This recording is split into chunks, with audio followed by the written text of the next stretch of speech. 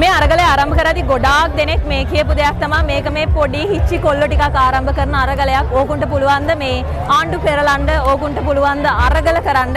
ඕකුන් ඕක දවසක් දෙකක් අල්ලන් ඉදී. හැබැයි මහන්සි දැනේ ඊට පස්සේ ඉවර වෙලා යයි. ওই වගේ කතා බහක් තමයි මේ අරගලය ආරම්භ වෙද්දී මං හිතන්නේ මේ බොහෝ දෙනෙක්ගේ මතේ තිබුණේ. කෙසේ වෙතත් ගෝඨාභයට සහ මහින්දට අපි කියන්න කැමති හැංගිලා ඉන්න තැනකින් පුළුවන් නම් එළියට එන්න. ඇවිල්ලා බලන්න ජාත්‍යන්තර මාධ්‍ය බලන්න පුළුවන් නම් දාගෙන බලන්න. අහන්න මේ සද්දේ, අහන්න මේ සටන් පාට, අඩුම තරමේ පුළුවන් නම් මේ ගහන රබන් පද ටික හරි අහන්න කියලා අපි ආරාධනා කරනවා. ඉතින් මේ ලංකාවේ 4 කොනේ ඉන්න හැම දෙනෙක්ම එක දවසකට හරි ඇවිල්ලා යන්න කැමති.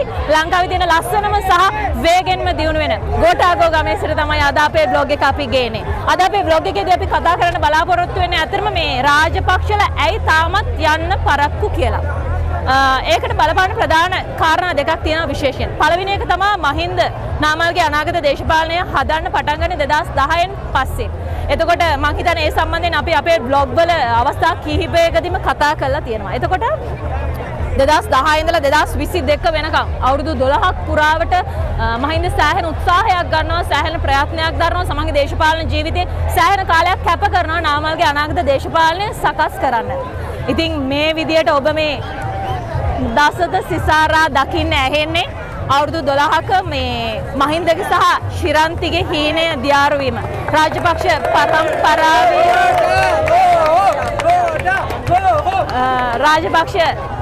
පරම්පරාවේ පවුලේ දියාරුව තමයි ඔබ මේ විදියට මේ දකින්නේ. ඒ නිසා මේ වෙලාවේ අපිට පේන්න තියෙන මහින්ද රාජපක්ෂ Tamanට අදින්න පුළුවන් හැම කොලයක්ම අන්තිම තුරුම්පුව වෙනකම්ම අදිමින් ඉන්නවා. මේකේ අපි කියපු දෙවෙනි ප්‍රධාන කාරණාව තමයි ඇත්තටම මේ අය මේ බයෙන් ඉන්නවා. Tamanට බලය නැති වුණු වෙලාවක මේ සියලු දෙනාටම මේ උන්දල සියලු දෙනාටම හිර යන්න වෙයි කියලා. අනික විශේෂයෙන්ම Tamanට ඩීල් දාන්න බැරි නායකයෙක් ආවහම සහ ඊළඟට බලය හැමෙන ඕනෑම දේශපාලන ව්‍යාපාරයක පළවෙනි වගකීම වෙන්නේ, පළවෙනි පියවර වෙන්නේ මේ දූෂිත දේශපාලකයන් රාජපක්ෂවරුන්ගේ මේ සියලු කරප්ෂන්ස් වලට නීති අනුකූල ක්‍රියාමාර්ග ගැනීම. ඇත්තටම ඊළඟ පාර මැන්ඩේට් එක හම්බෙන්නේ ඒ වෙනුවෙන්. ඒ නිසාම මේ අය බයෙන් ඉන්නවා දෙවෙනි කාරණාව විදිහට Tamanට බලය අහිමි වෙන ඕනෑම අවස්ථාවක Taman හිරේ ආවි කියලා. ඉතින් මේ අතරම කියාගෙන යන ගෝඨාභය ඔයාගේ ඥානට වඩා ටක්කෙටම හරියන අනාදකී අපි ඔයාලට මීට කලින් සෑහෙන වතාවක් කියලා තියෙනවා. ඒ කියන්නේ ඔයා මේක අතාරින්න පරක් වෙන දවසක් ගානේ ඥානට නෙවෙයි කාලි මෑණියන්ටවත් ඇවිල්ලා ඔයාව බේරගන්න බැරි තැනට වැඩ කටයුතු සිද්ධ වෙනවා කියලා අපි ඔයාලට පුණා කිව්වා. ඉතින් ඔයා අපි කියන දේ ඒ කාලේ ඉඳලා ඇහුවා නම් අද ඔයාලට මේ වගේ දෙයක් වෙන්නේ නැහැ. එහෙනම් ඔයා මෙලහකට ඇමරිකාවේ ගිහලා තමන්ගේ පුතා මනෝජ් එක මිනිබිරි එක බොහොම සුන්දර සැපවත් මේ විවේකී සුවයෙන් ගත වෙන සැන්දෑ සමයක් ගත කරනවා. කොහොමද ඊළඟට විශේෂයෙන්ම කියන්න ඕන මහින්ද රාජපක්ෂ ඔයාගේ අවුරුදු 12ක හීනේ අවුරුදු 12ක උත්සාහය දිය වෙනවාමයි. අනික අපි අහන්නේ මොන කර්මයක්ද? අපි අහන්නේ මොන කර්මයක්ද? Tamanට සැපවත් ජීවිතයක් තියේදී, කන්න බොන්න හැමදේම තියේදී, මිල මුදල් තියේදී, ඒකට අමතරව අතරපායට වැඩ කරන්න සියලු දෙනා ඉදී. කොටින්ම මහින්දගේ කකයිදී හැන්දකටම ඒක ඇහිඳින්නත් මේ 10-12 දෙනෙක් ඉන්නවලු. ඒ වගේ ඒ වගේ අතිසුගමභෝගී ජීවිතයක් ගත කරන ඔයාලට සැපට නිින්ද යන්නේ නැහැ කියලා කියන්නේ මොන තරම් කරුණාවක්ද? අපේ ගම්වල එක වේලක් කරන ආච්චිත් ඔයිට වඩා සැපට නිදියනවා.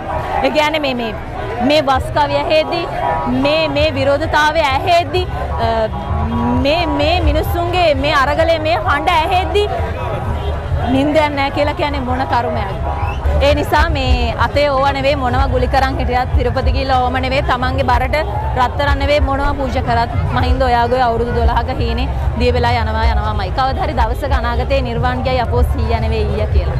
ඒ නිසා මේ ඕගොල්ලන්ට තමන්ගේ නිවෙස් බලා නැවත යනවා හැර වෙන විකල්පයක් වෙන විසඳුමක් නැහැ. ගෝඨා අපි මීට කලින් කිව්වා වගේ ඔයාට ඉන්නවා මිනිබිරියක් පුංචි. ඒ වගේම මහින්ද ඔයාට ඉන්නවා මුණුබුරෝ දෙන්නේ. ඉතින් ඒගොල්ලොන්ගේ ආත්ම අභිමානය ගැනවත් හිතන්න. ඕගොල්ලොන්ට නිින්ද නොයන එක ඒ දරුවන්ට දෙන්න එපා කරුණා කරලා. ඒ වගේම විශේෂයෙන්ම කියන්න ඕන රාජපක්ෂවරු මේ වර්තමාන පාලනය අපි අතුගාලා ඉවත් කරලා දැම්මයි කියලා ඊගාවට එන මොනෑම හෝ දේශපාලන ව්‍යාපාරයකට මේක ඕවර්නයිට් මේකට විසඳුමක් දෙන්න බැහැ කියන කාරණේ අපි මතක තියාගන්න ඕන බොහොම තද බල තැනක ඉඳගෙන.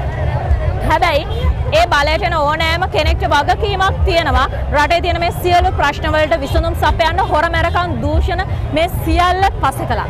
එයාට කොහොම දැඩි වගකීමක් තියෙනවා. එහෙම නැත්නම් ඊගපාර මේ විදියම අන්ඩ්‍රෙස්ට් එකක්. මේ විදියම ජන අරගලයක් ජන විරෝධයක් ඒගොල්ලන්ට එවි. ඒකට හේතුව ප්‍රජාතාන්ත්‍රික කඳවුරේ ඉන්න මිනිස්සුන්ගේ සිවිල් බලය හරිම බරයි, හරිම ශක්තිමත්.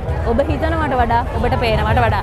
ඉතින් මේ ඔබට තේන්නේ ඒ පල්ලුණු ගඳ ගහපු දේශපාලන සංස්කෘතියේ මරණයේ හඬ, මරණයේ දසුම.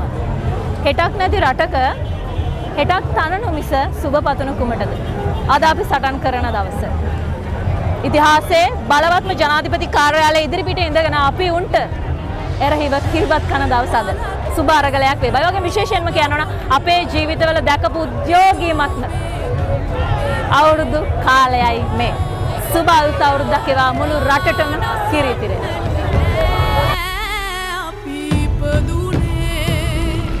දේශයේ ප්‍රේමයේ නාමයෙන් එන මුසාවාද ගැන සීරුවෙන් අතීතෙන් ඉගෙන ගමු සීරුවෙන් අනාගත ඉඟියසා සීරුවෙන් අනතුරෙන් ගැලවී සීරුවෙන් අසීරුම තැන අපි සීරුවෙන්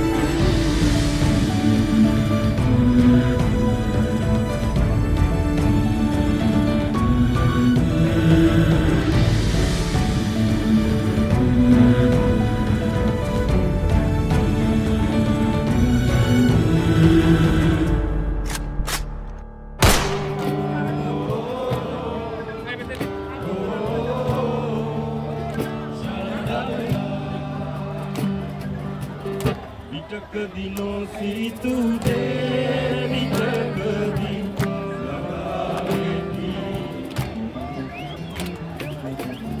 ebe samagama marate val hendeti avsanayedi hama ogavi kumase ataka